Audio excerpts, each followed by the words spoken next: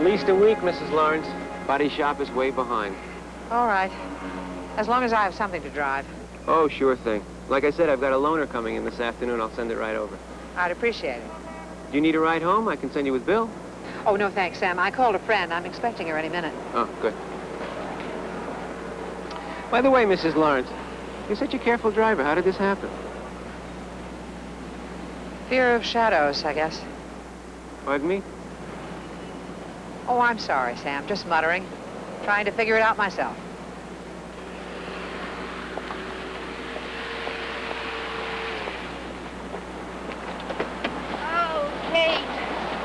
Oh, you're all right, aren't you? I'm fine, really. Let's see. Okay, now what about the car? Not as fine as I am. Hey, you're shaking. It must have been a close call. No. Then why the shakes? Let's go, Ruth. I'll tell you the whole story. Heaven help me.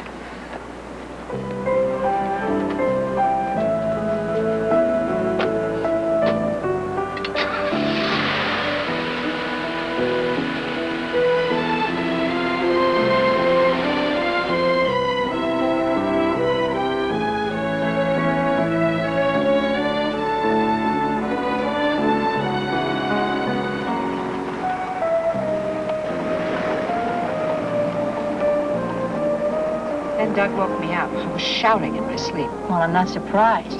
What a ghastly dream. I thought I'd shaken it, but I guess I hadn't. After I ran the stop sign, I had this, I don't know, this feeling of inevitability. I kept seeing a little boy in the dream. It was terrible. Expecting him to jump out from behind every car I passed.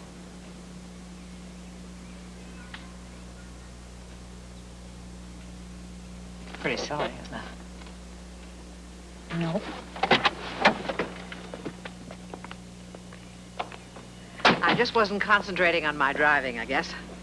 The rest is history. Well, it's all over now, and luckily nobody got hurt.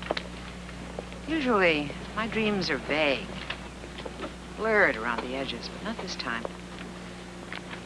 So clear. That red car. This thumping. Whatever that was. Little boy with blonde hair.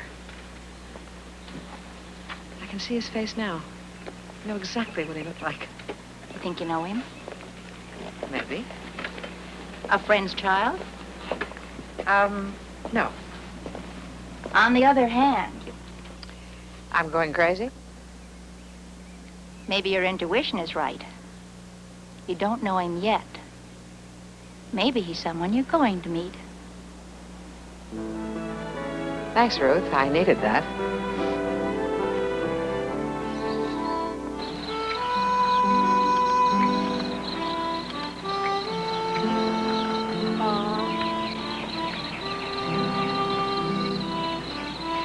Can I? Yeah, he's yours now. You'd better. Where'd you find him? Oh, he found us. Wandered in. One morning, there he was. He'd been in a fight or something, so we cleaned him up and fed him. Now he's just one of the family. He must have been pretty nervous. Yeah, he was. But he's fine now. Here he goes. All it took was a little compassion. That's the key. To taming animals? To everything. Strong take care of the weak. Compassion, in which ethics have their roots, can only achieve full scope and depth if it is not limited to men, but extended to all living things. You know who said that? Who? Albert Schweitzer.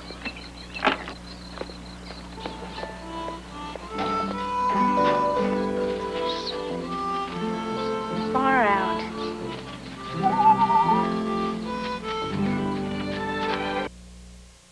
If you're getting bored with your hair, don't despair. Now try an exciting new look with Topsy Tail. I thought a fugue was the simplest musical form. Theoretically. But if you put a note there, it's not going to be a fugue anymore. Oh, of course. Maybe you could, Kate, in that dream.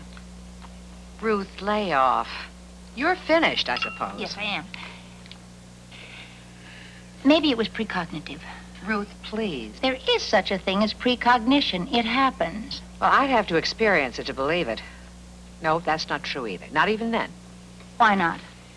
Because the whole idea of having a dream about the future is illogical. It's on a par with the table tapping, sword swallowing, stuff like that. It just goes against common sense. Things aren't always what they appear to be on the surface, Kate. Sometimes common sense isn't enough. Well, if it isn't enough, it'll have to do until the real thing comes along. Just drop the subject, will you? May I at least make a suggestion?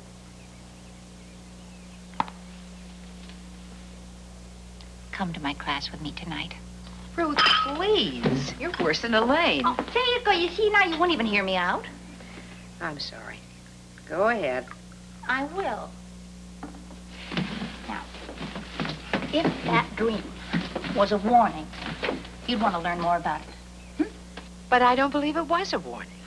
Dreams are usually symbolic. Now, it could be a warning and something totally different. The red car could be a red-headed woman. And the little boy could be Doug.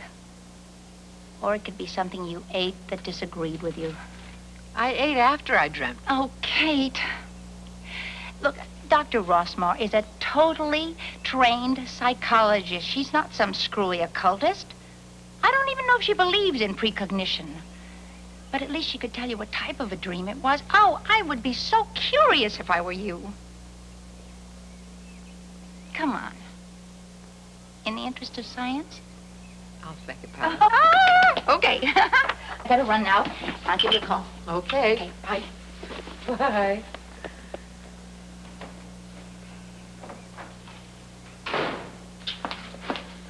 Hi. Hi. You're home early. The library was a bust. Oh, sorry to hear that. Hey, Mom, you and Dad wouldn't mind if I used the car tonight, would you? Oh, Willie, I'm afraid you're out of luck.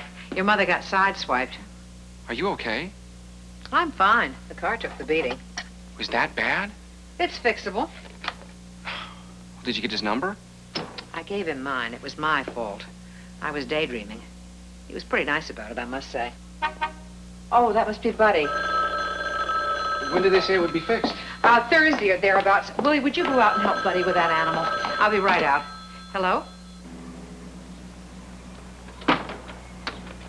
Hi. Hi. Hi. Can I give you a hand? We can manage. Oh, here. Here, come on, let me help you. I told you we could manage. Hey. Hey, little fella.